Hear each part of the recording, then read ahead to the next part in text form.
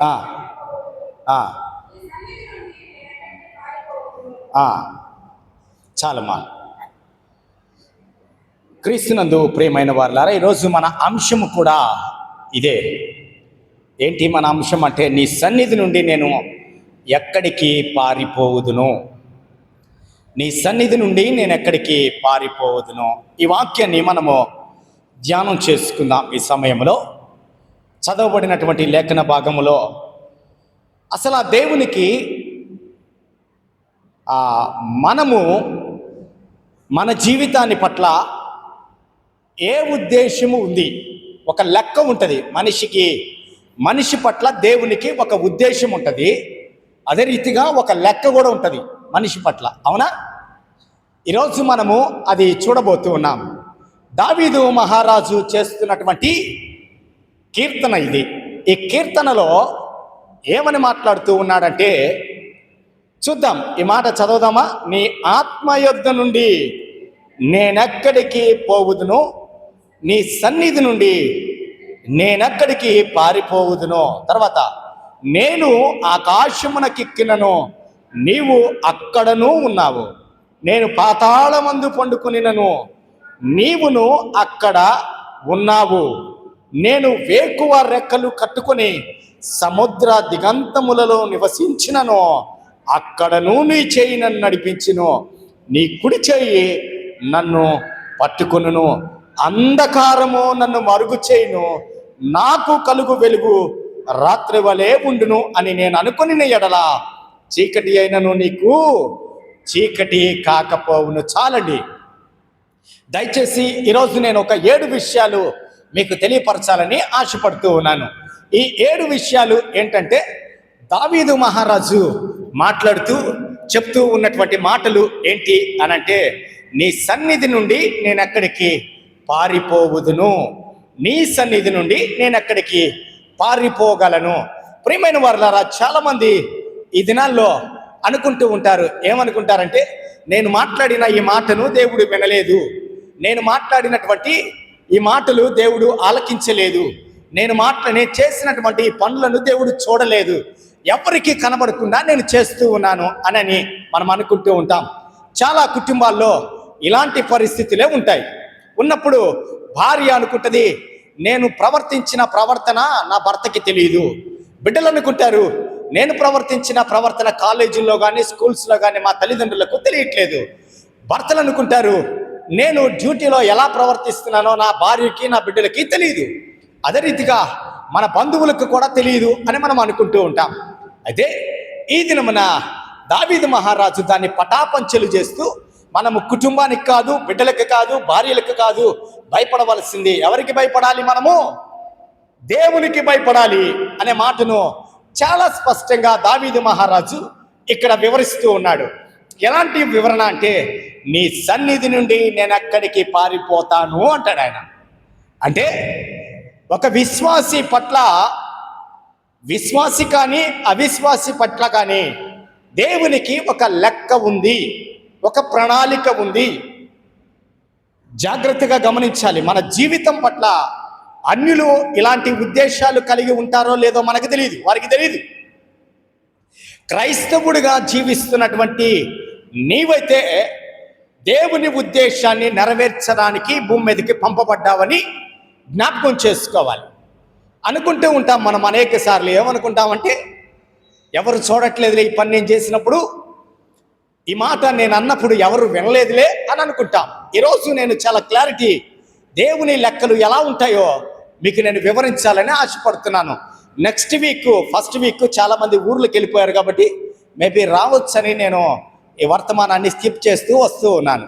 ప్రకటన గ్రంథాన్ని చాలా ఇంపార్టెంట్ నోట్స్ మీకు ఇద్దామనేసి దాన్ని స్కిప్ చేసుకుంటూ వస్తూ ఉన్నాను. అయితే ఈ సమయంలో జ్ఞాపకం చేస్తున్నాను, ప్రియమైన వారులారా, ప్రభు చిత్తం అయితే వచ్చే ఆదివారం అందరూ సమకూర్చబడిన తర్వాత ఆ యొక్క అకౌంట్స్ నేను మీకు తెలియపరుస్తాను. అయితే ఈ దినమున ఒక మాట ఉంది, నీ ఆత్మ యొద్ద నుండి నేనెక్కడికి పోవుదును, నీ సన్నిధి నుండి నేనెక్కడికి పారిపోవుదును. అంటే దీని అర్థం ఏంటంటే, ఒక విశ్వాసి, క్రీస్తునందు విశ్వాసం ఉంచినటువంటి ఒక విశ్వాసిగా తీర్చబడి సంఘములో క్రైస్తవుడిగా ఈ లోకములో జీవిస్తున్నటువంటి ఒక వ్యక్తిని దేవుడు ఎప్పుడు కనిపెడుతూనే ఉంటాడు అనేది మనం గుర్తుంచుకోవాలి. అవునా కదా? మిగతా వాళ్ళని కనిపెడతాడు దేవుడు. వారి విషయంలో దేవుడు ఎగ్జంప్షన్ ఇస్తాడా అంటే నో ఎగ్జంప్షన్, ఎవరికీ లేదు. అయితే ఆయన బిడ్డల విషయంలో ఇంకా కఠినంగా ఉంటాం. చాలాసార్లు ఈ ఎగ్జాంపుల్ చెప్పాను. వేరే వాళ్ళ బిడ్డలు ఏదన్నా పాడు పని చేసినప్పుడు, తొలవ పనులు చేసినప్పుడు మనం ఏం చేస్తాం? మనం కొడతామా? ఏమంటాం? కోపం వస్తుంది. మనకి కోపం వస్తుంది. మన బిడ్డ కాదు కదా, వాడితే మనకి ఎందుకు పని, కాసేపు వాళ్ళ అమ్మ నాన్న పిలిచి చూపిద్దాంలే అని అనుకుంటాం. అదే మన బిడ్డలు తొలవ పనులు చేస్తున్నారనుకో, ఏం చేస్తాం? మనము ఉతికి పడేస్తాం. అవునా? బాగా కొడతాం. ఎంతగా కొడతామంటే ఆ బిడ్డలు ఏడ్చేంత వరకు కూడా కొడతాం. చేస్తావా తప్పు అని. దేవుని ఉద్దేశాలు కూడా ఇలాగే ఉంటాయి. ఒక క్యాలిక్యులేషన్ ఉంటుంది దేవునికి మన మీద. ఆ క్యాలిక్యులేషన్ ఏంటో ఈరోజు కొద్ది నిమిషాలు మనము వాక్యము ద్వారా ఆ క్యాలిక్యులేషన్స్, ఒక 7 విషయాలు దేవుని యొక్క ఆ విశ్వాసి పట్ల దేవుని ఉద్దేశాలు, లెక్కలు ఏంటో ఒకసారి చూద్దాం. ఈరోజు మనము క్రైస్తవ జీవితము జీవిస్తున్న మనము 70 సంవత్సరాలు బ్రతుకుతున్నాం, 80 సంవత్సరాలు బ్రతుకుతున్నాం, 90 సంవత్సరాలు బ్రతుకుతున్నాం. అయితే ఈ 70, 80, 90 సంవత్సరాలు బ్రతికినా కానీ ఒక దినమన ప్రభు దగ్గరికి మనం వెళ్ళాలి. అవునా? ఆ నిరీక్షణ మనకుంది. రక్షించబడినటువంటి క్రైస్తవునికి ఉన్నటువంటి ఏకైక నిరీక్షణ, ఎవరికీ లేని నిరీక్షణ, విశ్వాసికి మాత్రమే దేవుడిచ్చాడు. అవునా? అయితే ఈ విశ్వాసి దేవుని దగ్గరికి వెళ్ళిన తర్వాత నువ్వు కరెక్ట్గా ఈ భూమి మీదకి దేవుడు నిన్ను పంపించిన లెక్కలు నువ్వు కరెక్ట్గా నెరవేర్చావా లేదా అని దేవుడు చూస్తాడు. మన జీవితము ఇష్టానుసారంగా బ్రతకడానికి కాదు. మన జీవితము ఇష్టానుసారిగా మాట్లాడడానికి, ప్రవర్తించడానికి దేవుడు మనల్ని పంపించాల. క్రైస్తవుని పట్ల దేవునికి ఒక ఉద్దేశం ఉంది. యేసుక్రీస్తు ప్రభువారిని అంగీకరించిన వారి పట్ల దేవునికి ఒక ప్రణాళిక ఉంది. ఆ ప్రణాళిక ప్రకారంగా నువ్వు జీవించాలి. అయితే కొంతమంది చర్చిలో ఒక రీతిగా జీవిస్తారు, బయట మరి ఒక రీతిగా జీవిస్తారు. 2 జీవితాలను దేవుడు చూస్తున్నాడని చాలామందికి అర్థం కాదు. అయితే దేవుని లేఖన భాగాల్లో చాలా స్పష్టంగా దేవుడు మన పట్ల ఏం కలిగి ఉన్నాడు ఆ లెక్కలు అంటే, మొట్టమొదటిగా ఈ సమయంలో 139వ కీర్తన, 139వ కీర్తన మొదటిది చూద్దాం. ఫస్ట్ పాయింట్ రాసుకోండి. 139వ కీర్తన ఏముందమ్మా? 16వ వచనంలో చూడండి. నేను పిండమునయ్యుండగా నీ కన్నులు నన్ను చూచెను, నియమింపబడిన దినములలో ఒకటైనా కాకమునిపే నా దినములన్నీ నీ గ్రంథములో లిఖితములాయెను. ఇప్పుడు చెప్పండి, ఎక్కడి నుంచి చూస్తున్నాడు దేవుడు? నువ్వు తల్లి గర్భములో పిండముగా ఉండగానే నీ కన్నులు నన్ను చూచెను అంటాడు దావీదు. అంటే దాని అర్థం ఏంటంటే, పిండముగా మనము తల్లి గర్భములో రూపించబడుతూ ఉండగానే దేవుని కన్నులు మన మీద ఉన్నాయి. అది మనం చూడాల్సిన విషయం. మనము భూమి మీద బ్రతుకు దినములన్నీ దేవుడు లెక్కిస్తాడంట. 9వ కీర్తన 10వ వచనాన్ని చదవమ్మా. 9వ కీర్తన గబగబ చదవాలి. 9వ కీర్తన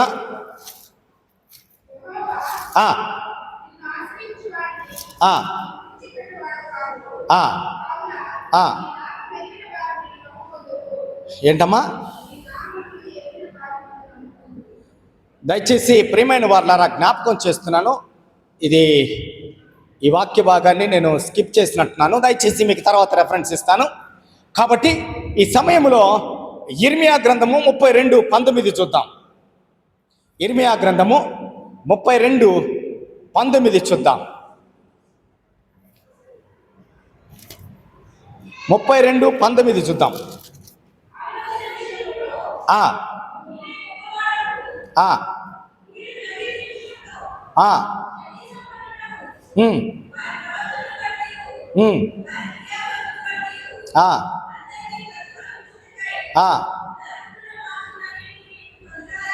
ఏంటండి? నరపుత్రుల మార్గములన్నిటినీ నీవు కన్నులారా చూచుచున్నావు. అయితే ఈ సమయంలో మనము జ్ఞాపకం చేసుకోవాల్సింది ఏందో తెలుసా ప్రియమైన వారులారా? దేవుని కన్నులు, ఆయన దృష్టి మన మీద ఉంది అనే విషయాన్ని మనము జ్ఞాపకం చేసుకోవాలి. కీర్తనకారుడు నా తల్లి గర్భములో నుంచి నన్ను చూసావు నువ్వు అంటాడు. ఇర్మియా భక్తుడు ఏమంటాడో తెలుసా? నా మార్గములను నీవు పరిశీలన చేస్తూ ఉన్నావు, నా దినములన్నీ దేవుడు లెక్కించాడని కీర్తనకారుడు తెలియపరుస్తాడు. ఈ సమయంలో జ్ఞాపకం చేస్తున్నాను ప్రియమైన వాళ్ళరా. రెండవ విషయాన్ని నేను ముందుకు వెళుతూ ఉన్నాను. రెండవ విషయాన్ని దేవుడు మన పట్ల ఏమి జరిగించబోతూ ఉన్నాడో ఆ మత్తయి సువార్త తీద్దాం. 10వ అధ్యాయము 30వ వచనాన్ని మనం చదువుదాం. మత్తయి సువార్త 10:30.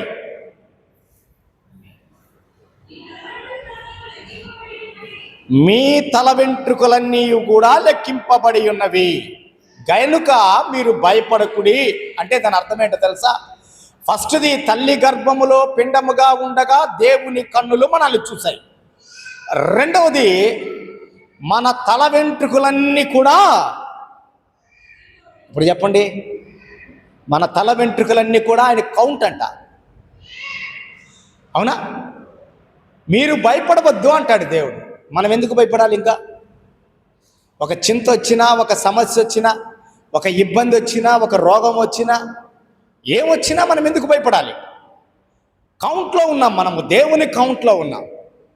మీ తల వెంట్రుకలన్నీ కూడా స్వయంగా యేసుక్రీస్తు ప్రభువారు మాట్లాడుతూ ఉన్నటువంటి మాటలు ఇవి.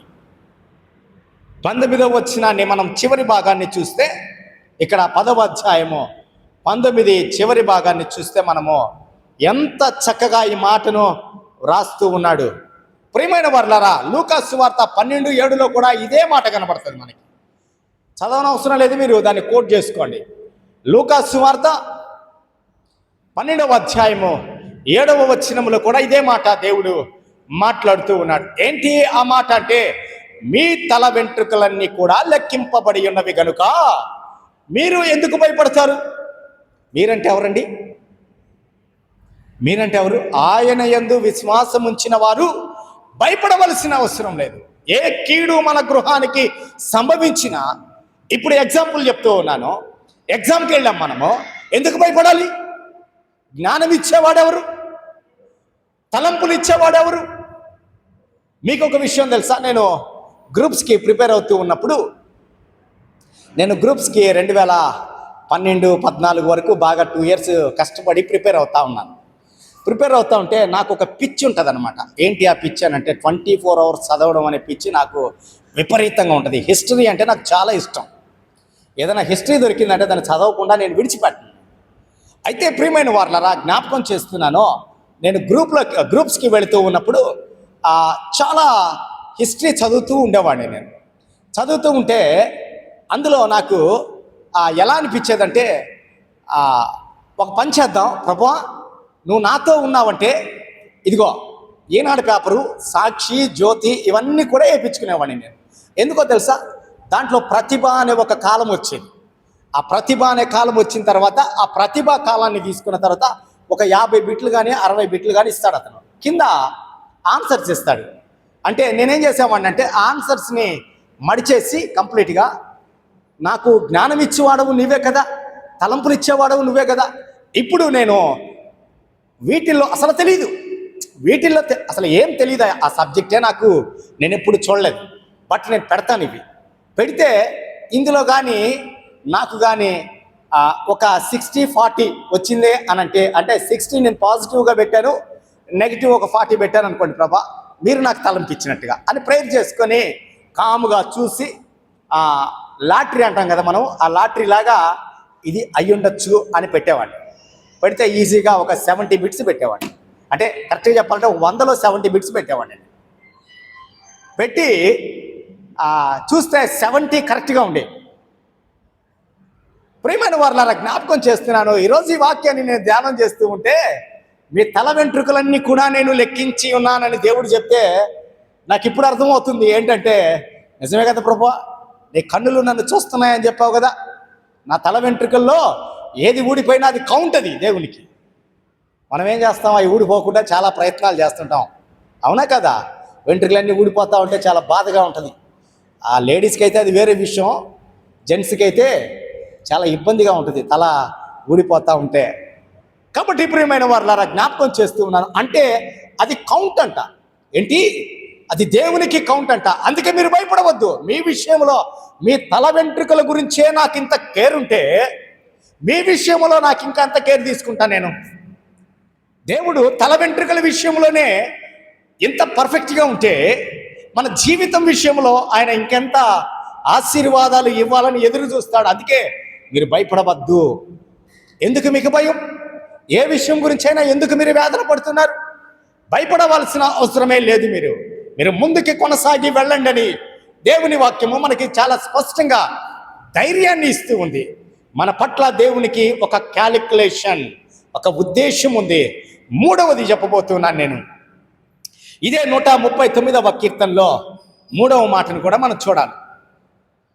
139వ కీర్తన 139వ కీర్తన తీసుకోండి. ఆ 16వ వచనంలో ఒక మాట వ్రాయబడి ఉన్నది.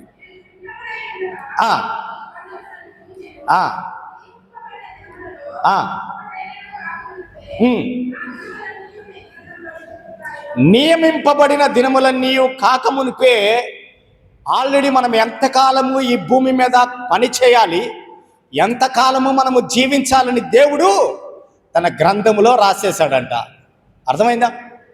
దేవుడు మన జీవితాల్లో ఒక ఆయుష్కాలాన్ని రాసేశాడు అనంటే, మనం ఏం చేసినా దాన్ని క్రాస్ చేయలేము, దాన్ని తగ్గించలేము. అవునా? పెంచుకోగలమా? పెంచుకోగలమా లేదా? చెప్పాలి. సందేహం వచ్చేసింది అప్పుడే. పెంచుకోవచ్చు. హిజ్కియా ప్రార్థన చేశాడు కదా, ప్రభువా అని అన్నాడు. కానీ నియమింపబడిన దినములలో ఒకటైనను కాకమునిపే, అంటే మనము పిండముగా ఉండగానే ఇన్ని సంవత్సరాలు ఈ వ్యక్తి బ్రతకాలి, ఈ వ్యక్తి ఇన్ని శ్రమలు అనుభవించాలి, ఈ ఉద్యోగం చేయాలి, ఇలాంటి అమ్మాయిని పెళ్లి చేసుకోవాలి, ఇలాంటి బిడ్డలు పుట్టాలి, ఆ బిడ్డలు ఇలా వృద్ధులు కావాలి, ఆ బిడ్డలు ఇలా ప్రయోజకులు కావాలి, ఈ ఇద్దరు ఇలా వృద్ధులు అవ్వాలి, కారులో తిరగాలి, బస్సులో తిరగాలి, బైక్ మీద తిరగాలి, 2-3 ఇల్లులు కొనాలి.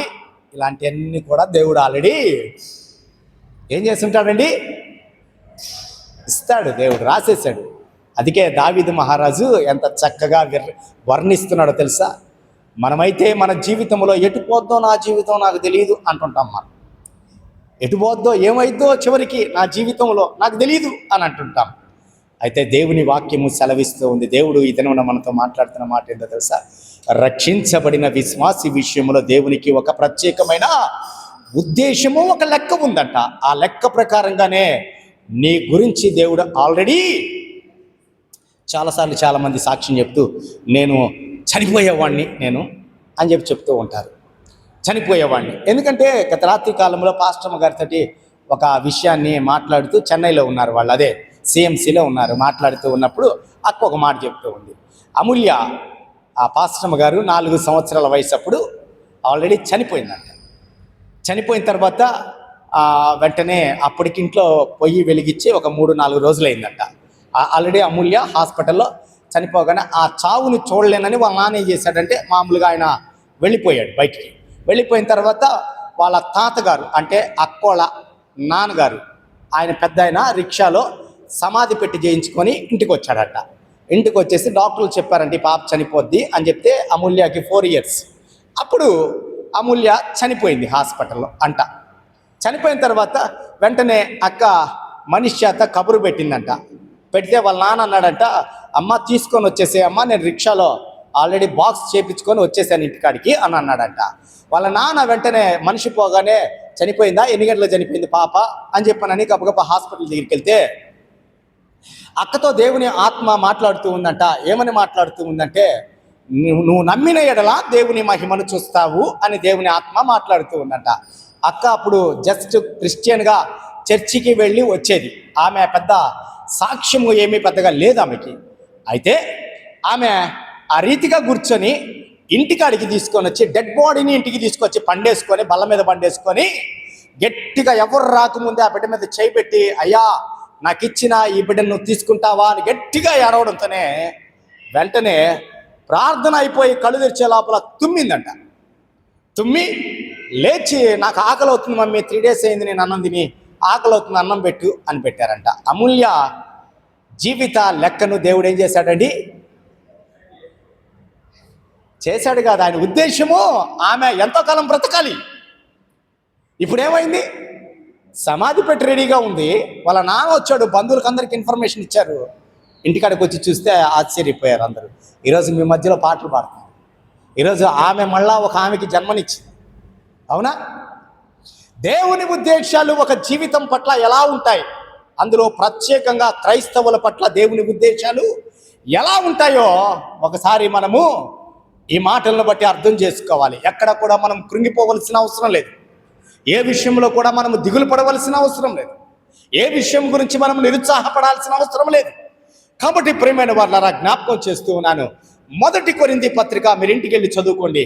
12వ అధ్యాయము 18వ వచనములో మనమంతా దేవుని అవయవములు అని పౌలు గారు తెలియపరుస్తూ ఉన్నాడు. ఇక్కడ మన చదవబడిన 139వ కీర్తన 16వ వచనాన్ని కింద ఫుట్నోట్లో చూస్తే ఒక మాట ఉంది. చదవగలరా ఎవరన్నా? లేక ఒకటైనా కాకమునుపే నా అవయవములు అవన్నీ పడుచుండగా అవన్నీ నీ గ్రంథములో, ఇప్పుడు చెప్పండి, మన యొక్క పార్ట్స్ అన్నీ ఎక్కడున్నాయండి? రాసి కిడ్నీ చెడిపోయింది. అయ్యా నా కిడ్నీ మీ గ్రంథంలో ఉంది కదా ప్రభా, ఆ కిడ్నీని ఒకసారి చూడు ప్రభా అని అంటే కిడ్నీ బాగైపోవాలి, అంతే కదా? అవునా కదా? ప్రభా నా గుండెకి ఏదో ఇబ్బంది అని డాక్టర్లు చెప్తున్నారు ప్రభా, నా గుండెని నువ్వు నోట్ చేసావు కదా, అది మీ గ్రంథంలో ఉంది కదా ప్రభా, ఒక్కసారి నాకు హార్ట్ ప్రాబ్లం రాకుండా సహాయం చేయ ప్రభా. నా పేగులు మీ సన్నిధిలో లిఖించబడ్డాయి కదా, ఎంత పొడవు ఎంతలా ఉంటాయో నా పేగులు, పెద్ద ప్రేవులు చిన్న ప్రేవులు ఎలా ఉంటాయో కూడా నీకు తెలుసు కదా ప్రభా, ఒకసారి చూడు ప్రభా, జ్ఞాపకం చేసుకో ప్రభా. లివర్ని కూడా ప్రభా నా లివర్ డ్యామేజ్ అయిందని చెప్తున్నారు డాక్టర్లు, ఒకసారి చూడవా. నా చిన్న మెదడు పెద్ద మెదడు ఏదో ప్రాబ్లం అంటున్నారు ప్రభా, ఒకసారి చూడవా. నా చేతులు కాళ్ళు ఏదో డ్యామేజ్ అయ్యి అంటున్నారు ప్రభా, చూడవా. మన ప్రార్థన ఇలా ఉండాలి. ఈ మాటను బేస్ చేసుకొని ఇక్కడ పుట్టినట్లో ఇచ్చిన మాట ఏంటి తెలుసా? ఇవన్నీ కూడా ఆయన గ్రంథములో లిఖించాడంట. మన శరీరములో ఉన్నటువంటి ప్రతి పార్ట్ను దేవుడు, ఇప్పుడు దేవుని దగ్గర గ్రంథాలు ఎన్ని ఉన్నాయి? ప్రకటన గ్రంథంలో చూసాం, ఎగిరే పుస్తకాన్ని చూసాం, కొంతమంది పేర్లు పరిశుద్ధ లేఖన భాగములో మనకి వర్ణించినటువంటి వారి పేర్లు, పరిశుద్ధుల పేర్లు ఆ గ్రంథములో విప్పబడడం రాయడం మనం చూసామా? ప్రియమైన వారలారా, జ్ఞాపకం చేస్తూ ఉన్నాను, దేవునికి మన పట్ల ఒక ఉద్దేశము కలిగి ఉన్నాడు అనే స్పష్టతను మనము కలిగి జీవించాలి ఈ దినమున. అయితే ఈ సమయంలో ఆయన అవయవములన్నిటిని కూడా ఒక లెక్క ప్రకారంగా అమర్చి ఉన్నాడంట. మీరు ఇంటికి వెళ్ళి లేఖన భాగాన్ని చూసి ప్రార్థన చేయండి ఈ రీతిగా. ప్రభువా,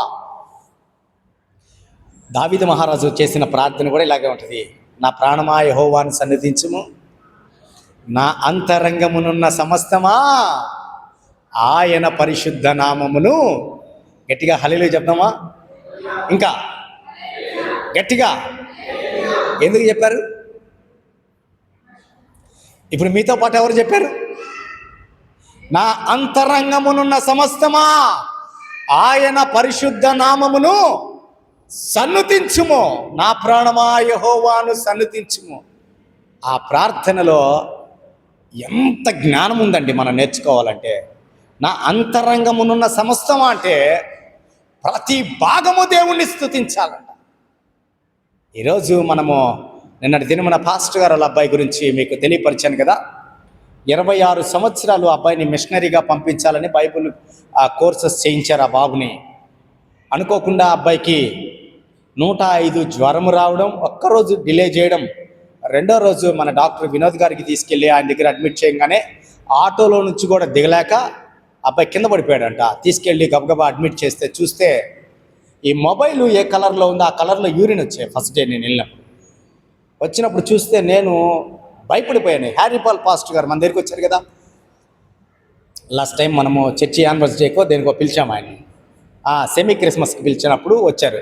హ్యారీ పాల్ పాస్టర్ గారు ఆల్రెడీ అక్కడ ఉన్నాడు. నేను పోగానే పాస్టర్ గారు రండి మనం ప్రార్థన చేద్దాం, ప్రార్థన చేస్తాం.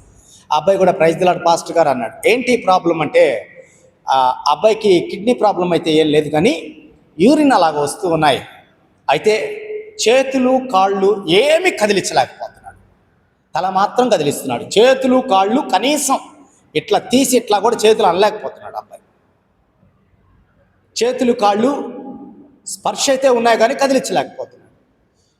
5 days టెస్ట్ చేసిన తర్వాత తెలిసిన విషయం ఏంటంటే ఈ కండరాల్లో ఉన్నటువంటి టిష్యూస్ ఉంటాయి కదా, కణాలు ఉంటాయి కదా, ఆ కణాలు డ్యామేజ్ అయ్యాయంట కండరాల్లో. ఇప్పుడు మనము నడవాలన్నా, మనము మాట్లాడాలన్నా, మనం ఆలోచించాలన్నా నడవడానికి కండరాలకి శక్తి కావాలి. అంటే కణాలు ఉంటాయి లోపల, ఆ కణాలు శక్తిని నింపుకున్నప్పుడు నువ్వు పరిగెత్తడానికి ప్రయత్నం చేస్తావు. అధికమైన శక్తి నింపుకున్నప్పుడు ఇంకా ఫాస్ట్గా పరిగెత్తుతావు. ఇప్పుడు ఆ అబ్బాయికి ఆ కణాలు మొత్తం డ్యామేజ్ అయ్యాయంట. రామచంద్రరెడ్డి హాస్పిటల్లో అది ఇచ్చారు. వెంటనే ఆ అబ్బాయికి సోడియం లెవెల్స్ 7కి వెళ్ళిపోయింది. 7కి వెళ్ళిపోయిన తర్వాత డయాలసిస్ చేయాలన్నారు. దేనికి డయాలసిస్ చేయాలి అంటే సోడియం బయటికి వెళ్ళకపోతే కార్డియాక్ అరెస్ట్, హార్ట్ ప్రాబ్లం వస్తుందంట. సోడియం బయటికి వెళ్ళాలంట, 4% లోపల ఉండాలంట సోడియం మన బాడీలో. నాతో డాక్టర్లు ఇవన్నీ మాట్లాడిన తర్వాత నేను కూడా గబగబా ఎలా చేద్దాం ఏంటంటే గబగబా అరవింద కిడ్నీ హాస్పిటల్కి తీసుకెళ్తే ఆ రోజు 11 దాకా మేము అక్కడే ఉన్నాం, నేను అమూల్య. ఉన్న తర్వాత వాళ్ళు డయాలసిస్ స్టార్ట్ చేస్తామన్నారు. పాస్టర్ గారికి ధైర్యం చెప్పేసి వచ్చాం. వచ్చిన తర్వాత చేశారు 2 డయాలసిస్ చేసి నిన్న మధ్యాహ్నం నుంచి వాళ్ళని తీసుకొని అబ్బాయిని గబగబా హాస్పిటల్కి వెళ్ళిపోయారు. చెన్నైకి సిఎంసి రాయవెల్లూరుకి వెళ్తే వాళ్ళు కూడా ట్రీట్మెంట్ తీసుకొని రామచంద్రారెడ్డి హాస్పిటల్లో ఏదైతే చెప్పినటువంటి వాళ్ళు డయాగ్నోస్ చేశారో సేమ్ అదే సిఎంసి రాయవెల్లూరులో డయాగ్నోస్ చేశారు. అది సేమ్ ఇదే చెప్పారు. కాకపోతే వినోద్ గారు నాకు ఒక మాట చెప్పాడు, అబ్బాయికి ఒక కిడ్నీ లైట్గా డ్యామేజ్ స్టార్ట్ అయిందన్న, ఒక కిడ్నీ, అది పాస్టర్ గారులకు చెప్తే ఎలా రిసీవ్ చేసుకుంటారని నేను చెప్పలేదు అని అన్నాడు. అది కూడా అక్కడ క్లియర్గా చెప్పేశారు. కిడ్నీ ఒకటి డ్యామేజ్ అయింది, ఫ్యూచర్లో చెప్పలేం, ఒక కిడ్నీతోనే ఈ అబ్బాయి బ్రతకాల్సి వస్తుంది అన్నట్లుగా వారు తెలియపరిచారు. ఒక మంచి సేవకుడు ఆయన, ఒక మంచి సేవకుడు, ఏకైక కుమారుని కూడా సేవకి ఇచ్చేసినటువంటి మంచి ధైర్యం కలిగినటువంటి వ్యక్తి. ఒక్కసారి ఆయనకి ఏం చేయాలో అర్థం కాక ఊరక నన్ను పిలిచేవాడు, పాస్టర్ గారు రండి, పాస్టర్ గారు రండి, పాస్టర్ గారు రండి. పోయి నేను ఆయన కూర్చొని మాట్లాడుకుంటుంటే ఎలా మాట్లాడాలో తెలియక పాపం ఆయన జోకులు వేయడం మొదలు పెడుతున్నాడు. ఆయన నాకు అర్థం కాల, ఆ స్ట్రెస్ తప్పించుకోవడానికో ఏమో జోకులు వేస్తున్నాడు వచ్చిన వాళ్ళతోటి. ఏం చేస్తాడో పాస్టర్ గారికి అర్థం కావట్లేదు, ఏమవుతుందో అర్థం కావట్లేదు. ఇప్పుడు మనం చేయాల్సిన ప్రార్థన ఏందో తెలుసా? ప్రభువా, నాకున్న అప్పుల బాధలు తీసే ప్రభువా, నాకున్నటువంటి ఆ బాధలు తీసే ప్రభువా, నాకు ఆస్తి కావాలి ప్రభువా, నాకు ఐశ్వర్యం కావాలి ప్రభువా, మా బిడ్డలు ఉన్నత చదువులు చదవాలి ప్రభువా, నా బిడ్డలు ఎలా అవ్వాలి ప్రభువా, అలా అవ్వాలి ప్రభువా. ఇది కాదు మనం చేయాల్సిన పని ఏందో తెలుసా? ఆరోగ్యం ఏమని అడగాలి. నా బిడ్డలకు ఆరోగ్యమీ ప్రభువా, నాకు ఆరోగ్యమీ ప్రభువా, నడినెత్తి నుంచి అరికాలు వరకు దేవా, ఎక్స్టర్నల్ ఇంటర్నల్ బాడీ పార్ట్స్ అన్నిటి మీద కూడా మీరు రక్తాన్ని ప్రోక్షించండి ప్రభువా. ఇది మనం చేయాల్సిన ప్రార్థన. ఆస్తి ఎప్పుడు సంపాదించుకుంటాం? మనం ఆరోగ్యంగా ఉన్నప్పుడే కదా. మనం అడగాల్సిందే. సొలొమోను ఏమడిగాడు? జ్ఞానము దయచేయి అన్నాడు. సొలొమోను అడిగింది జ్ఞానము. జ్ఞానం ఉంటే మనం ఏం చేయగలం? ఏదైనా సంపాదించుకోగలం. ప్రియమైన వారలారా, ఈరోజు మనం ప్రార్థన చేస్తూ ఉన్నప్పుడు మన బిడ్డల్ని దేవుని సన్నిధిలో సమర్పించాలి. బిడ్డలకి ఆరోగ్యం కావాలి, తల్లిదండ్రులకు ఆరోగ్యం కావాలి, భార్యకి భర్తకి ఆరోగ్యం కావాలి.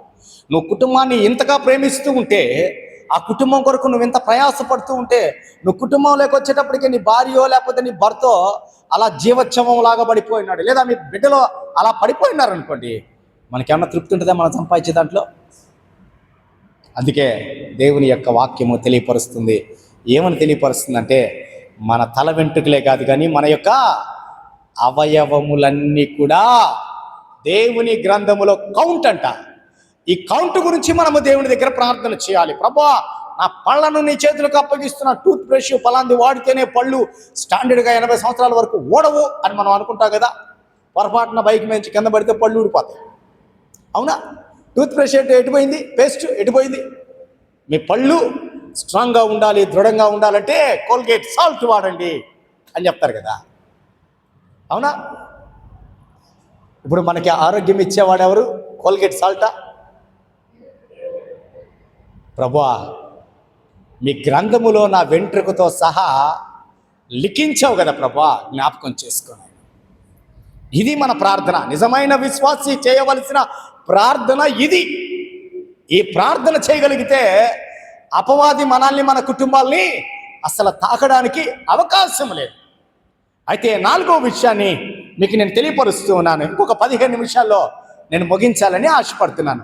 4వ విషయాన్ని మీకు తెలియపరుస్తున్నాను. మత్తయి సువార్త 12:36లో ఒక మాట వ్రాయబడి ఉన్నది. 12:36 చదవమ్మా, త్వరగా గట్టిగా చదవండి. మత్తయి సువార్త 12:36. నేను మీతో చెప్పినది ఏమనగా, ఆ మనుష్యుడు పలుకు ప్రతి మాటను గూర్చియు విమర్శ దినమున లెక్క చెప్పాలి. ఇప్పుడు మనం మాట్లాడే ప్రతి మాటను దేవునికి లెక్క అప్పజెప్పవలసి ఉన్నది. ఏ మాట మనం మాట్లాడినా దేవునికి లెక్క అప్పజెప్పాలి. మనుషుల మాటలు దేవుడు లెక్కిస్తున్నాడు. 4వ విషయము, దేవుడు మనుషుల మాటలు లెక్కిస్తున్నాడా లేదా?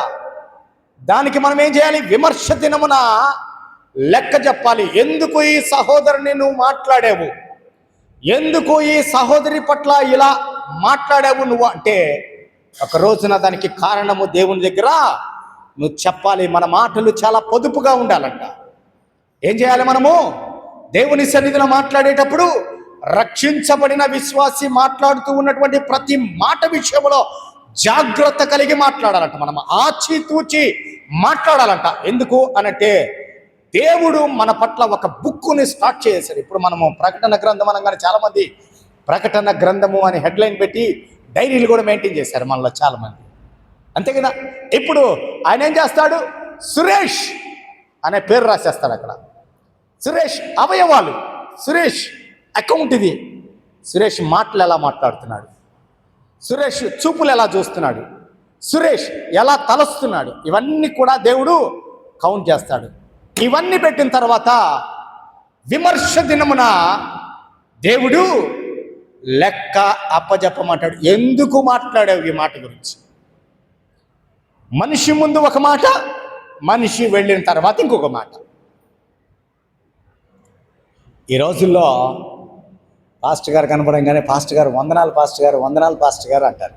పాస్టర్ గారు వెళ్ళంగానే అంటారు. అవునా? పాస్టర్ గారు కనపడంగానే praise Lord, praise Lord. Pastor గారు జాగ్రత్త కలిగి ఉండాలి మనం. పాస్టర్ గారి విషయం అని కాదులేండి, ఏంటి ఎవరి గురించి కూడా మనం మాట్లాడేటప్పుడు చాలా విషయాల్లో మనం కలుగ చేసుకుంటాం. లోకంలో ఉన్న వారి విషయాల్లో, వారు ఇలాగా అలాగా, వారి క్యారెక్టర్ ఇది అది. దేవునికి అప్పగించండి. క్యారెక్టర్ గురించి మాట్లాడకూడదు, మనం చాడీలు చెప్పకూడదు. మనం అదే మన బిడ్డలు మన పాపం చేస్తే మనం చాడీలు చెప్పకుండా చెప్తామా? మా పాప ఇలాంటి తప్పుడు పని చేసిందండి, మా బాబు ఇలా తప్పుడు పని చేశాడు చెప్తామా? ఊర్లో వాళ్ళ గురించి తెలియగానే చెవులో పడంగానే కాళ్ళు నిలబడవేడా. ఫస్ట్ చెవులో పడంగానే కడుపులో నొప్పి, ఇది ఎవరికైనా చెప్పేసిందాక కడుపులో నొప్పి వెళ్ళిపోయి. నీకు తెలుసా? ఏంటి తెలుసా మనకి? అమ్మా నీకు ఆ విషయం తెలుసా? వాడు గురించా? నీకు తెలీదా? చెప్పేయాలా ఈ మాటలన్నీ కూడా. జాగ్రత్త కలిగి మన మాటల్లో పొదుపుగా మన మాటల్ని మనము వాడాలంట. దేవుని వాక్యం సెలవిస్తుంది. ఎందుకంటే తెలుసా? ఎందుకు? 10 సార్లు తల దువ్వితే వెంట్రుకలు ఊడిపోతున్నాయి సార్ అని అంటారా? నో. ఈ రోజుకి ఇన్ని కౌంట్ ఊడిపోవాలని తలలో నుంచి, అదే దేవుడిచ్చే కౌంట్. ఆలోచనలు ఎక్కువైపోయాయి కదా, ఊడిపోతున్నాయి అని మనం అనుకుంటాం. కానీ దేవుడు ఏం చేస్తున్నాడు? కౌంట్ ప్రకారంగానే అవన్నీ కూడా ఊడబెరకుతున్నాడు దేవుడు, అంతేనా? అయితే ప్రియమైన వారులారా, జ్ఞాపకం చేస్తూ ఉన్నాను ఈ సమయంలో 4వ విషయాన్ని ఏం చూసాం మనము? మన మాటలను దేవుడు లెక్కిస్తూ ఉన్నాడు. మన మాటల పట్ల దేవుని యొక్క చెవి పని చేస్తూ ఉంది. కాబట్టి ఈ దినము నుంచి మనము మాట్లాడే ప్రతి మాటకు జాగ్రత్తగా ఆచితూచి అడుగు వేయవలసిన వారమై ఉన్నాము. ఐదవది చూద్దాం. యోబు గ్రంథము 31వ అధ్యాయము. యోబు గ్రంథము 31వ అధ్యాయము. యోబు 31:4 వచనం తీమా. 31:4 యోబు. అయ్యో ఇంకా తీలేదా? అది ఆడుంది సార్ అంటారా? ఆయన నా ప్రవర్తన నెరుగును కదా, నా అడుగు జాడలన్నిటినీ లెక్కించును కదా. ఏం చేస్తాడు ఇప్పుడు ఆయన? మన అడుగు జాడలు లెక్కిస్తాడు. మనం వేసే ప్రతి అడుగు దాని జాడను దేవుని నుంచి మనము కోల్పోలేము. ఆయన మన అడుగు జాడలు లెక్కించును. మనం ఎక్కడికి వెళ్తున్నామో, ఎక్కడికి వస్తున్నామో, ఏ పనికిరాని ప్రాంతంలో మన అడుగులు తిరుగుతూ ఉన్నాయో, ఏ పనికిరాని ప్రదేశంలో మన కాళ్ళు తిరుగుతూ ఉన్నాయో, మన అడుగులు స్థిరపరచబడుతున్నాయో దేవుడు కౌంట్ చేస్తూ ఉన్నాడు. అందుకే యోబు గారు ఆ మాట మాట్లాడుతూ ఉన్నాడు. ప్రియమైన వారలారా, జ్ఞాపకం చేస్తూ ఉన్నాను, ఆయన మన అడుగుల జాడలను లెక్కిస్తూ ఉన్నాడట. మనం ఎటు వచ్చినా కానీ దేవునికి ఒక లెక్క ఉంది మన పట్ల. జాగ్రత్త కలిగి మనము దేవుని సన్నిధిలో నివాసము కలిగి జీవించాలి. దేవుని సన్నిధిలో మనము ఉన్నప్పుడు మన అడుగు జాడలు ఎలా వేస్తూ ఉన్నామో దేవుని సన్నిధిలో మనము చూడాలి. ప్రియమైన వారలారా, జ్ఞాపకం చేస్తూ ఉన్నాను. చాలామంది స్నేహితులు మాట్లాడుతూ ఉన్న మాటలు ఏంటో తెలుసా? ఈ వ్యక్తికి తాగడము అలవాటు లేకపోయినా, రే ఒక నిమిషం నిలబడి ఇక్కడ, నేను ఇప్పుడే పోయేసి వస్తాను షాప్లోకి అనంటే, మొహమాటం కోసంగా, ఫ్రెండ్ కోసంగా మనం ఏం చేస్తాం? నేను చాలా పర్ఫెక్ట్గా ఉన్నాను కదా, నాకెందుకు భయము, నేను రోడ్డు మీద ఉంటాను పో. ఫ్రెండ్షిప్ వదులుకోలేము. అవునా కదా? మన అధికారి ఉన్నాడు, మన అధికారి తాగుతూ ఎదురు కూర్చోమంటాడు. ఒక్కొక్కసారి తాగుతూ ఎదురు కూర్చోమంటాడు అనుకోండి. మన అధికారి అలా కూర్చోమన్నప్పుడు మనం ఏం చేస్తాం? ఈ ఉద్యోగం విషయంలో తప్పదు నాకు అని అనుకుంటాం. ప్రియమైన వారలారా, జ్ఞాపకం చేస్తూ ఉన్నాను, నువ్వు ఎప్పుడైతే పర్ఫెక్ట్గా జీవించడానికి మొదలు పెడతావో దేవునికి ఇష్టడుగా నువ్వు జీవించగలవు. నువ్వు లోకాన్ని సాటిస్ఫై చేయాలి అని అంటే నువ్వు దేవుణ్ణి సాటిస్ఫై చేయలేవు. ఇది దేవుని వాక్యం మనకి సెలవిస్తూ ఉంది. ఇక్కడ దేవుడు మాట్లాడుతున్న మాట ఏంటో తెలుసా? మన అడుగు జాడలు ఆయన లెక్కిస్తూ ఉన్నాడంట. అంటే మన ప్రతి అడుగు మనం ఎక్కడ వేస్తూ ఉన్నామో అది దేవునికి కౌంట్ అంట. కాబట్టి ప్రియమైన వారలారా, జ్ఞాపకం చేస్తూ ఉన్నాను, ఈ సమయంలో మీకు అపోస్తుల కార్యములు 12:8 ఒక మాటను మీకు నేను ఎగ్జాంపుల్గా చూపిస్తూ ఉన్నాను. మన అడుగులు కూడా దేవుడు ఎలా చూస్తాడో మనము చూడగలం ఈ మాట ద్వారా. అపోస్తుల కార్యముల గ్రంథము 12వ అధ్యాయము 8 ఒకసారి చదవమ్మా.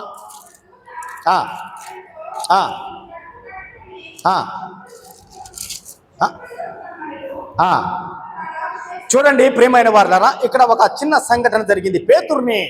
పేతురు సహోదరుడైన యాకోబుని పట్టుకొని చంపేశారు. అప్పుడు సువార్త ప్రకటిస్తుంటే పేతురు గారిని కూడా పట్టుకొని చెరసాలలో వేశారు. చెరసాలలో వేస్తూ ఉంటే సంఘము అత్యాశక్తితో ప్రార్థన చేస్తూ ఉంది. ప్రభువా, మా పేతురు గారిని విడిపించి ప్రభువా అని ప్రార్థన చేస్తూ ఉన్నారు. ప్రార్థన చేస్తూ ఉంటే దేవుడు దూతను పంపించి 2 సైనికుల మధ్య నిద్రపోతున్నటువంటి పేతురు గారు చెరసాలలో ఈ రీతిగా సంఖ్యల మధ్య బంధించబడి ఉన్నప్పుడు దేవుని దూత వచ్చిందంట. చదువమ్మా అక్కడ మాట. అప్పుడు దూత అతనితో, నీవు నడుము కట్టుకొని, ఏముంది ఇప్పుడు ఆ దినాల్లో అంగీలు ఉండేవి కదా, ఆ అంగీలకి నడికట్టు అనేది ఒకటి ఉండేది.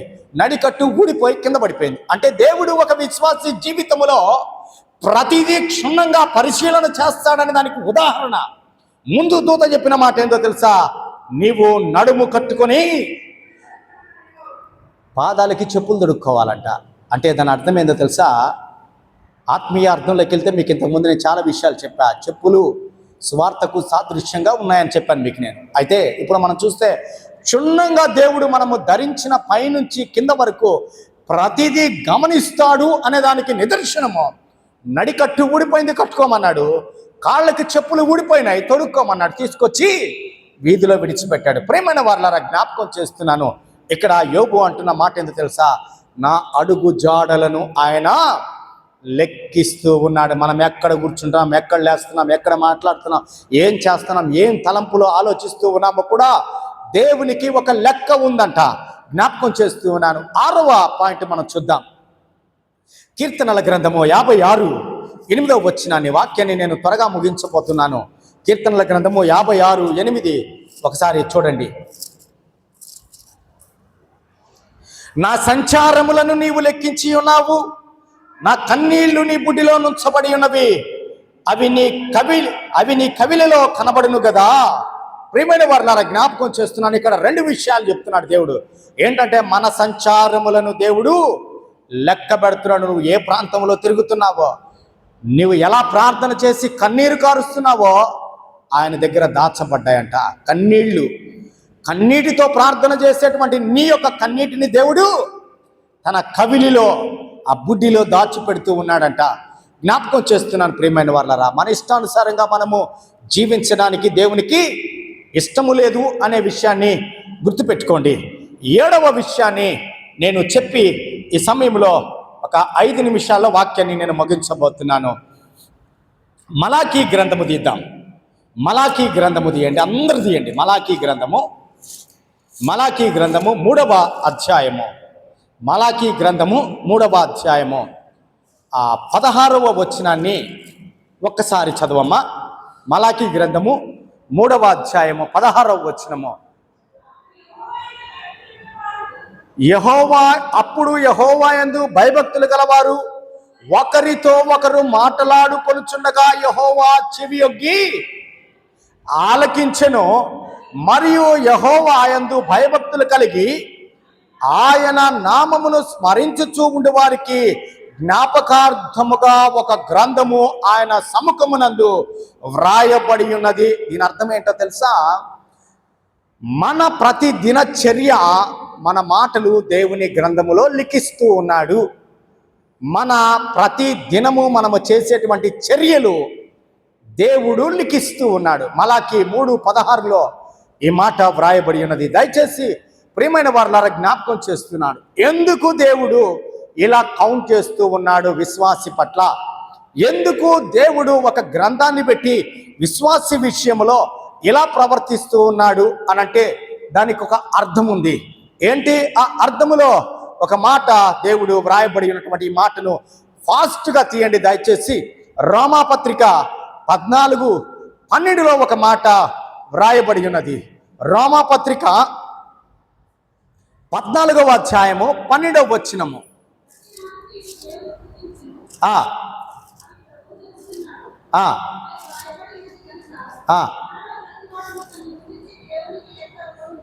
ఏం చెప్పాలి ఇప్పుడు? ఎందుకు రాస్తున్నాడంటే ఇప్పుడు నెక్స్ట్ అప్పగింతలు ఉన్నాయి. నువ్వు ఎలా జీవించావో ఒక దినమున దేవుని దగ్గరికి వెళ్ళిన తర్వాత దేవునికి నువ్వు సమాధానము చెప్పాలి అనేటువంటి విషయాన్ని గుర్తుంచుకోవాలి.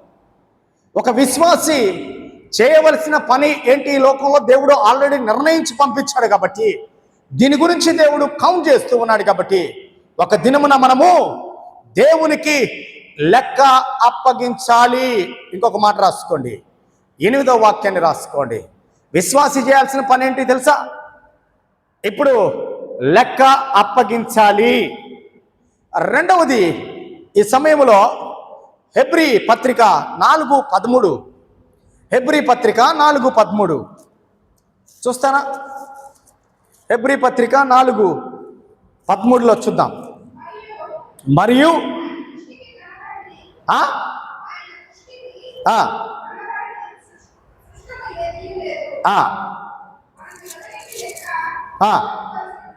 మనము ఎవరికి లెక్క అప్పజెప్పవలసి ఉన్నదో ఆ దేవుని కన్నులకు సమస్తమును మరుగులేక తేటగా ఉన్నదంట. ప్రియమైన వారలారా, దేవుని కన్నులకు సమస్తమును మరుగులేక తేటగా ఉన్నదంట. దేవుడు లెక్క చూస్తాడు, గుర్తుపెట్టుకోవాలి. మత్తయి సువార్త 25:19లో కూడా ఇదే మాట కనబడుతుంది మనకి. జ్ఞాపకం చేస్తూ ఉన్నాను. ప్రియమైన వారలారా, మీ ఇంటికి వెళ్ళి చూసుకోండి. దీంట్లో 9వ మాటను మీకు నేను 10వ మాటను మీకు జ్ఞాపకం చేస్తున్నాను. ఇక్కడ ఒక విశ్వాసి పట్ల దేవునికి ఇలాంటి ఉద్దేశము ఉంటే, ఒక విశ్వాసి పట్ల దేవునికి ఇలాంటి ఉద్దేశమే ఉంటే, సేవకుని పట్ల దేవునికి ఉద్దేశము లేదా? ఇప్పుడు మీరు అనొచ్చు, మీలో కొన్ని సందేహాలు రావచ్చు. ఏమనంటే, దేవుడు సంఘానికి వచ్చే మన పట్ల ఇట్లాంటి ఉద్దేశం ఉంటే పాస్టర్ పట్ల ఉద్దేశం లేదా? పాస్టర్ గురించి ఎందుకు చెప్పుకోలేదు పాస్టర్ గారు? అవునా? పాస్టర్ గారి గురించి పాస్టర్ ఎందుకు చెప్పలేదు? దేవునికి నిజంగా పాస్టర్ గారి పట్ల ఒక ఉద్దేశము లేదేమో. కాబట్టి పాస్టర్ గారు ఇష్టానుసారంగా మాట్లాడచ్చేమో, పాస్టర్ గారు ఇష్టానుసారంగా పలకచ్చేమో, పాస్టర్ గారు ఇష్టానుసారంగా జీవించచ్చేమో.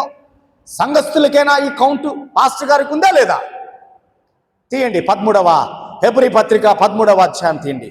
హెబ్రీ పత్రిక 13వ అధ్యాయము 17వ వచనములో ఉంది, మీపైని నాయకులుగా ఉన్నవారు లెక్క ఒప్పజెప్పవలసిన వారి వలె మీ ఆత్మలను కాయుచున్నారు. వారు దుఃఖముతో ఆ పని చేసిన ఎడల మీకు నిష్ప్రయోజనము కనుక దుఃఖముతో కాక ఆనందముతో చేయనట్లు వారి మాట విని వారికి లోబడి ఉండుడి. అర్థమైందా? ఎందుకు నేను ఇప్పుడు 9 గంటలకి ఆరాధనకి రమ్మంటున్నాను? ఎందుకు దేవుని సన్నిధిలో మిమ్మల్ని నేను కఠినంగా మాట్లాడుతూ ఉన్నాను? వాక్యాన్ని మీకు నేను కఠినంగా బోధిస్తున్నాను. కాంప్రమైజ్ లేనటువంటి వర్తమానాలు మీకు ఎందుకు అందిస్తున్నానో తెలుసా? మీ ఆత్మల గురించి నేను లెక్క ఒప్పజెప్పవలసిన బాధ్యత దేవుడు నాకు ఇచ్చి ఉన్నాడు. మీ పైన నాకు కక్ష ఉంటుందా? మీ పైన నాకు ఏమైనా ద్వేషం ఉంటుందా? చెప్పండి. ఎందుకు మీరు రాలేకపోతున్నారు 9 గంటలకని మిమ్మల్ని కఠినంగా మాట్లాడుతున్నాను? ఎందుకు మీరు ప్రార్థన చేయలేకపోతున్నారని చెప్తున్నాను? ఎందుకు మీ సహోదరులను కలుపుకోలేకపోతున్నారని చెప్తున్నాను? ఎందుకు ఇతరుల పట్ల మీరు ప్రత్యేకమైన ఉద్దేశాన్ని కలిగి ఉన్నారని మాట్లాడుతూ ఉన్నాను? ఏంటో తెలుసా? చదువు మాటని 17 చదువు గట్టిగా. మీపైని నాయకులుగా ఉన్నవారు లెక్క ఒప్పజెప్పవలసిన వారి వలె మీ ఆత్మలను కాయుచున్నారు. దేవుడు నాకు ఇచ్చిన బాధ్యత ఈ సంఘాన్ని కాయమని.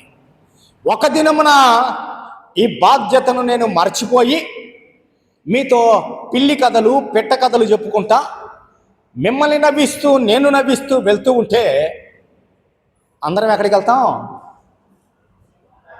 ఎక్కడికి వెళ్తాం అందరం? ముందెళ్ళ ఏం చేస్తారంటే, అయ్యగారు కూడా వస్తారు రేపు పొద్దున. పాస్టర్ గారు ఏంది పని? ఈ సంఘానికి వచ్చిన దానికి పాస్టర్ గారు బాగా చేశారండి, మీరు మాకు టైం పాస్ చేయించారు మా చేత. సమయానికి వాక్యము చెప్పకుండా, కఠినమైన మాటలు చెప్పకుండా దేవుడు మమ్మల్ని చూస్తున్నాడు, దేవుడు మమ్మల్ని పరిశీలన చేస్తున్నాడు, మనం మాట్లాడే విషయాలు దేవుడు వింటున్నాడు, మన విశ్వాస జీవితాన్ని దేవుడు చూస్తూ ఉన్నాడు, మన ప్రార్థనా జీవితాన్ని దేవుడు ఆలకిస్తూ ఉన్నాడు అనే విషయాన్ని ప్రక్కన పెట్టి 4 కాకమ్మ కథలు, కళ్ళబొల్లి కబుర్లు చెప్పేసి మమ్మల్ని నవ్విపించేసి టైంపాస్ చేసి వెళ్ళిపోయారు పాస్టర్ గారు. మమ్మల్ని ఖండించలేదు. దేవుడు అంటాడు, రారా రా, నీకోసం వెయిట్ చేస్తున్నా. నిన్ను నమ్మి జెన్కోలో 36 కుటుంబాలని అప్పగించాను, రారా. ఇట్లా అంటాడు నన్ను, రారా. 36 కుటుంబాల్లో బలపరిచావా? 36 కుటుంబాలకు కావలసిన వర్తమానాలు అందించావా? లోతైన మర్మాలు, అనుభవాల్లోకి 36 కుటుంబాలను నువ్వు తీసుకొని వెళ్ళావా? అపవాది వీరి ఆత్మలను దొంగిలించకుండా ఆత్మలకు కావలి కాస్తూ ఉన్నావా? అంటే దాని అర్థం ఏంటి? మిమ్మల్ని మర్మాల గుండా, దేవుని యొక్క దర్శనాల గుండా నడిపించాలి సంఘాన్ని. సంఘము కొరకు కన్నీటి ప్రార్థన చేయాలి. ప్రతి కుటుంబాన్ని దేవుడు బలపరిచి భద్రపరచలాగా ప్రార్థనలో జ్ఞాపకం చేసుకోవాలి. దేవుడు వాక్యము ఇవ్వడమే కాదు, కానీ సేవకుడు ఈ వాక్యాన్ని ఫలించలాగున ఇంటికి వెళ్ళిన తర్వాత మీ కొరకు ప్రార్థనలో ఉండాలి. దేవుడు ఏమంటాడు? బాబు నువ్వేం చేస్తున్నావు? వర్తమానాన్ని అందించావు, వెళ్ళిపోయావు. వీళ్ళ కొరకు ప్రార్థన చేయలేదు, వీళ్ళకి కఠినంగా బోధించలేదు. ఏమ్మా, అవునా కదా? ఇప్పుడు చెప్పండి, పాస్టర్ గారు సిన్సియర్గా మిమ్మల్ని మాట్లాడుతున్నాడంటే ఎందుకు, దేనికి భయపడుతున్నాడు? దేనికి భయపడుతున్నాడు? హెబ్రీ పత్రిక 13, 17వ వచనానికి భయపడుతున్నాడు. ఏ సేవకుడైనా భయపడవలసినటువంటి వాక్యం ఇది. ఎందుకనంటే రేపటి దినమున సేవకునికి 2 అంతలుగా ఉంటుంది శిక్ష. మీకేమో ఒకంత పర్లేదు, నాకు రెండంతల శిక్ష. ఎందుకంటే దేవుడు నన్ను పంపించిన పనిని ప్రక్కన పెట్టి ఎంటర్టైన్మెంట్ చేసి మిమ్మల్ని నవ్విచ్చింటికి పంపిస్తే దేవుని యొక్క ఉద్దేశాన్ని నేను నెరవేర్చిన వాడిగా ఎప్పటికీ ఉండలేను. కాబట్టి దేవుడు నా విషయంలో కూడా తీర్పు తీరుస్తాడు. ప్రియమైన వారలారా, జ్ఞాపకం చేస్తున్నాను, 1 పేతురు పత్రిక 1వ అధ్యాయము 17వ వచనము 11వ మాటను 11వ పాయింట్ని మీరు నోట్ చేసుకోండి. 1 పేతురు పత్రిక 1వ అధ్యాయము 17వ వచనాన్ని దయచేసి తీస్తే దగ్గరగా చదవండి. కనబడిందమ్మా? 1 పేతురు పత్రిక కనబడిందా? దొరికిందా? ఎతకండి, బాగా దొరికిందా? దొరకనియండి అమ్మ అందరికీ. మీకు ఒక్కరికి దొరికినట్టుంది. అది వాళ్ళ గ్రంథంలో అది ఉందో లేదో అర్థం కాని పరిస్థితిలో ఉన్నారు. హెబ్రీ పత్రికకి పక్కనే యాకోబు ఉంటుంది, యాకోబుకి పక్కనే ఉంటాడు. లేదని అన్నదమ్ములు, కాబట్టి అన్నదమ్ములు పక్క పక్కనే ఉన్నారు. కాబట్టి చదువమ్మా 1:17 అమ్మా. పక్షపాతము లేకుండా క్రియలను బట్టి ప్రతి వానిని తీర్పు తీర్చువాడు తండ్రి అని మీరు ఆయనకు ప్రార్థన చేయుచున్నారు గనుక మీరు పరదేశులై ఉన్నంత కాలము భయముతో గడుపుడి. ఇప్పుడు చెప్పండి, మీరెవరు? ఇప్పుడు మనమంతా ఎవరమండి? పరదేశులమా కాదా? నాయుడుపేట నుంచి వచ్చాం సార్, నిజమే పరదేశులం. సుళ్ళూరుపేట నుంచి వచ్చాం సార్, పరదేశం. విజయవాడ నుంచి వచ్చాం సార్, పరదేశులం. ఒంగోలు దగ్గర నుంచి వచ్చాం సార్, పరదేశులము. విజయవాడ నుంచి వచ్చాం, పరదేశం. నిజమే సార్ అనంటే దేవుని వాక్యము తెలియపరుస్తుంది. ఏందో తెలుసా? ఎవరు పరదేశులంట? ఎవరు? చదువుతారా మళ్ళా వాక్యాన్ని? మళ్ళీ అన్ని డౌట్లే మీకు. మీరా మేమా పరదేశం అర్థం కావట్లేదు పాస్టర్ గారు అంటారా? చదువమ్మా, మాటను చదువు. 17వ వచనాన్ని కాదమ్మా, చిన్న 2-3 లైన్ చదువమ్మా. పరదేశులై ఉన్నంత కాలము భయముతో గడుపుడి. పైన ఒక మాట అన్నాడు, ఏమన్నాడు తెలుసా? మీరు అనే మాట చెప్పాడు. మీరంటే ఇప్పుడు ఎవరు పరదేశులం? సంగమా అమ్మా? ఎవరు పరదేశులం? మనందరం పరదేశులమే కదా, అవునా? ఇంకేమైనా డౌట్ ఉందా మీకు? మనమందరము పరదేశులమని మన ప్రియులు పేతురు గారు చాలా చక్కగా వర్ణిస్తూ ఉన్నాడు. పరదేశి తను నివాసం ఉంటున్నటువంటి తను నివాసం ఉన్నటువంటి ప్రాంతంలో కొంతకాలము గడిపిన తర్వాత ఎక్కడికి వెళ్ళాలి?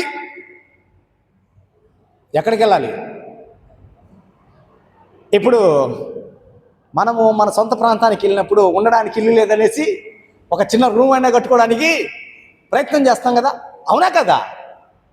బంధువులు ఎవరు పిలుస్తారో పిలవరో తర్వాత సంగతి, అన్నదమ్ములు ఈ రోజుల్లో చూస్తారో చూడరో తర్వాత సంగతి. మా నాన్న నాకు ఇచ్చిన చిన్న స్థలంలో నేను పోయి మా బంధువుల మధ్య ఉండడానికి ఒక చిన్న ఇల్లు కట్టుకుంటే ఎప్పుడన్నా సెలవులకు పోయి నా బిడ్డల్ని నేను వెళ్ళి సంతోషించి రావడానికని ఒక చిన్న రూమ్ అయినా కట్టుకోవడానికి ప్రయత్నం చేస్తాం, అవునా? ఇప్పుడు దేవుని వాక్యం తెలియపరుస్తున్న మాట ఏంటో తెలుసా? మనమందరము ఈ లోకములో యాత్రికులము, పరదేశులమంట. అందుకనే మనకి ఇల్లు ఎక్కడ ఉండాలి? పరలోకంలో ఉండాలి. పరలోకంలో ఇల్లు కొరకు మనము ప్రయాసపడాలంట. ప్రియమైన వారలారా, అందుకే పేతురు గారు అంటాడు, ఏమంటే జాగ్రత్త కలిగి మెలకువ కలిగి మనము జీవించాలని పేతురు గారు తెలియపరుస్తున్నారు. 12వ మాటను చూద్దాం. ఎందుకు మనము జాగ్రత్త కలిగి జీవించాలి అని పేతురు గారు అన్నారంటే, రోమాపత్రిక 2వ అధ్యాయము 5-6 వచనాన్ని ఈరోజు మీకంతా కూడా నేను చక్కగా లేఖన భాగాలు చదివిస్తూ ఉన్నాను. రోమాపత్రిక 2:5వ అధ్యాయము 6వ వచనాన్ని, 2వ అధ్యాయము 5-6 వచనాల్లో ఒక మాట వ్రాయబడి ఉన్నది. నీ కాఠిన్యమును మార్పు పొందని నీ హృదయమును అనుసరించి ఉగ్రత దినమందు, అనగా దేవుని న్యాయమైన తీర్పు బయలుపరచబడు దినమందు నీకు నీవే ఉగ్రతను సమకూర్చుకొనుచున్నావు. ఆయన ప్రతి వానికి వాని క్రియల చొప్పున ఏం చేస్తాడమ్మా? ప్రతిఫలము దేవుడు దయచేస్తాడని జాగ్రత్త కలిగి ఉండాలి. మనం ఏం చేస్తాడండి? ఇప్పుడు చెప్పింది 12వది కదా, ప్రతిఫలమును దేవుడు ఇస్తాడని మనము జాగ్రత్త కలిగి జీవించాలి. 14వది యోబు 31:7 త్వరగా తీయండి, ఫాస్ట్గా తీయండి. యోబు 31:7లో ఒక మాట వ్రాయబడి ఉన్నది. ఏంటంటే, ఆయన నిన్ను న్యాయమైన త్రాసులో, ఎస్, ఆయన ఏం చేస్తాడో, ఆయన త్రాసు ఎలా ఉంటుంది? న్యాయంగా ఉంటుందంట. అందుకు జాగ్రత్త కలిగి మనము జీవించాలి. ఆయన నన్ను న్యాయమైన త్రాసులో తూచును అని భయపడుతున్నాడు యోబు గారు. ఈరోజు మనము కూడా అలాంటి భయము కలిగి జీవించాలి. మనము చూసే తూకాలు ఎలా ఉన్నాయో ఒకసారి మనం చూద్దాం. ప్రియమైన వాళ్ళరా, జ్ఞాపకం చేస్తున్నాను, వాక్యాన్ని నేను ముగించబోతూ ఉన్నాను. కాబట్టి ప్రియమైన వాళ్ళరా, ఈ సమయంలో అపోస్తుల కార్యములు, చివరిగా ఆ అపోస్తుల కార్యముల గ్రంథము 1వ అధ్యాయము తీయండి. అందరూ వాక్యాన్ని ముగించబోతూ ఉన్నాను. అపోస్తుల కార్యముల గ్రంథము 1వ అధ్యాయము 7వ వచనంలో ఒక మాట ఉంది. అందరూ తీయండి. కాలములను సమయములను తండ్రి తన స్వాధీనం అందించుకొని ఉన్నాడు, వాటిని తెలుసుకొనుట మీ పని కాదు. ప్రియమైన వారలారా, జ్ఞాపకం చేస్తున్నాను, కాలములు సమయములను తండ్రి తన స్వాధీనములో ఉంచుకున్నాడట. ఇక్కడ మనం ఆలోచించాల్సిన విషయం ఏంటో తెలుసా? నీ కాలములు, నీ సమయములు దేవుని యొక్క స్వాధీనములో ఉన్నాయంట. ఎగ్జాంపుల్ ఏమనుకుంటామంటే, మనం లేచిన కాడి నుంచి ఒక మాట అనుకుంటాం. మనం కాదు కానీ చాలామంది అన్యులు చాలా విధాలుగా నేను బయట చూశాను. వారు ఏంటంటే 12 గంటలకి 1 గంటకి మధ్యలో చాలామంది కొన్నిసార్లు ఆగిపోయారు. ఎందుకు ఆగిపోయావు? ఆగు అంటే, ఈ టైంలో ప్రయాణం చేయకూడదు సార్, యమగండము. చాలామందిని ఇది ఫేస్ చేశాను నేను. ఒరు బాబు, 12 గంటల నుంచి 1 గంట దాకా ఇక్కడే ఆపుతావా ఏంటి నన్ను అని అంటే, సార్ పెద్దలు చెప్పారు కదా, రాహుకాలము, యమగండ కాలము, యముడు తిరిగే సమయం అంట. అంటే ఈ కాలంలో పోతే యాక్సిడెంట్లో చచ్చిపోతామేమో అనే భయం వాళ్ళకి. అవునా? ఇప్పుడు క్రైస్తవులకు ఉందా లేదా? ఇది ఉందా? నిజంగా లేకపోతే మీరందరూ కూడా హల్లెలూయా చెప్పండి. ఇప్పుడు అది ఉంది అనుకుంటే వాళ్ళు మాట్లాడు. లేని వారు ఎవరన్నా ఉంటే గట్టిగా చేతులు పైకెత్తి హల్లెలూయా చెప్తామా? మీకుందా? మీకందరికీ యమగండం అవన్నీ ఉన్నాయా? చాలామంది పిల్లులు బయటకు వస్తే బయటికి వెళ్ళరు, నల్ల కుక్క ఎదురొస్తే ఆగిపోతారు, విధవరాలు బయటకు వస్తే ఆగిపోతారు, ముసలోళ్ళు కొంతమంది నిలబడితే ఈ మొహం చూస్తే రక్త గాయాలు అవుతాయి, ఎందుకులే ఒక నిమిషం ఆగుదాంలే. కొంతమంది ఆ భార్య ఎదురొచ్చి నిలబడితేనే కారు తీస్తాడు ఈయన. అవునా? భార్య ఎదురొచ్చి నిలబడితేనే బయటికి వెళ్తాడు. నేను చెప్పేవన్నీ కూడా మీలో చాలామంది చేస్తూ ఉంటారు, దొరికిపోతారు, జాగ్రత్త. ప్రియమైన వారులారా, జ్ఞాపకం చేస్తూ ఉన్నాను, నువ్వు చేయాల్సిన పని ఏంటో తెలుసా? బయటికి వెళ్ళేటప్పుడు లేఖన భాగాన్ని చదువుకొని ప్రార్థన చేసి, యెహోవా యందు భయభక్తులు గల వారి చుట్టూ ఆయన దూతలు కావలి ఉండి వారిని రక్షిస్తారు అని వాక్యం సెలవిస్తూ ఉంటే, భార్య మనల్ని బ్రతికిస్తుందా? భర్త మనల్ని బ్రతికిస్తాడా? యమగండము తప్పించుకుంటే మనల్ని యముడు తప్పిస్తాడా? ప్రియమైన వారులారా, జ్ఞాపకం చేస్తూ ఉన్నాను, ఈ సమయంలో దేవునికి మన పట్ల ఒక ఉద్దేశము, ఒక లెక్క ఉంది. ఆ లెక్కలో మనము ఉంటే, ఉన్నవారమని భావిస్తే, ప్రతి విషయములో దేవునికి మనము విధేయులముగా జీవించడానికి ఇష్టపడతాం. ప్రతి విషయములో దేవునికి మనము లెక్క చెప్పవలసిన వారమని జ్ఞాపకము చేసుకుంటూ జాగ్రత్తగా బ్రతుకుతాం. కాబట్టి ఈ దినమున దేవుని వాక్యం మనకి సెలవిస్తున్న మాట ఏంటో తెలుసా?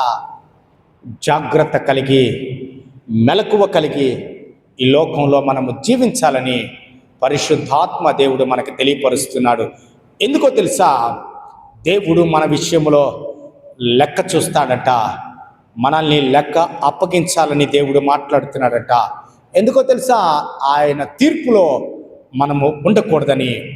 ఆయన తీర్పులో మనం ఉండకపోతే దేవుడు ప్రతిఫలమును దేవుడు మనకి దయచేస్తాడని గుర్తుపెట్టుకోవాలి. కాబట్టి ఈ సమయంలో భూమి మీద మనము జీవిస్తూ ఉన్నామంటే ఏదో ఆషామాషిగా జీవించేసి వెళ్ళిపోతున్నామని కాదు, కానీ ప్రతి విషయాన్ని దేవుని యొక్క గ్రంథములో లెక్కించబడుతున్నాయనే విషయాన్ని మనము జ్ఞాపకం చేసుకుంటూ ఆత్మపూర్ణులముగా దేవునికి భయపడుతూ దేవుని ఆధీనములో ఉంటూ దేవుని కొరకు మనము జీవించవలసిన వారమై ఉన్నాము. అట్టి కృపను దేవుడు మనకి దయచేయును గాక. ప్రార్థన చేసుకుందాం. మహాగణుడమైన మా దేవ, మహోన్నతుడమైన మా దేవ, పరిశుద్ధుడా, నీ కొందనాలు స్తోత్రము చెల్లిస్తున్నాం. ఉదయకాలమున దేవ మాతో మీరు మాట్లాడిన మీ మాటలను బట్టి మీకు వందనాలు స్తుతులు చెల్లిస్తున్నాం ప్రభా. అవునయ్యా, మా జీవితం విషయంలో మీరు ఒక లెక్కను తీయబోతున్నారు దేవా. మా జీవితం విషయంలో దేవా నాయన కొన్ని లెక్కలు కలిగి మీరు జీవిస్తున్నారు ప్రభా. మేమైతే ఇష్టానుసారంగా జీవిస్తున్నాం ప్రభా. ఈ దినమున మా జీవితాలకు ఒక లెక్క నిర్దేశము ఉందని, ఒక దినమున మా జీవితాల గురించి మేము లెక్క ఒప్పజెప్పవలసిన వారమని భయపడుతూ బ్రతకడానికి దేవా, జాగ్రత్త కలిగి జీవించడానికి నాయన, యథార్థమైన జీవితాన్ని కలిగి మేము జీవించడానికి కృప చూపించమని దేవా, మీ సన్నిధి మాకు తోడుగా పంపించమని, ఈ లోకంలో అనేక శోధనలు మేము ఎదుర్కొంటూ జీవించవలసిన వారంగా ఉంటూ ఉండగా తండ్రి, మీ కాపుదల, మీ సన్నిధి, మీ భద్రత మాకు తోడుగా పంపించమని మీ ప్రియకుమారుడు మా రక్షకుడైన యేసుక్రీస్తు వారి శ్రేష్టమైన నామమున ఈ మనవులన్నీ అడిగి వేడుకుంటున్నాను తండ్రి. ఆమేన్.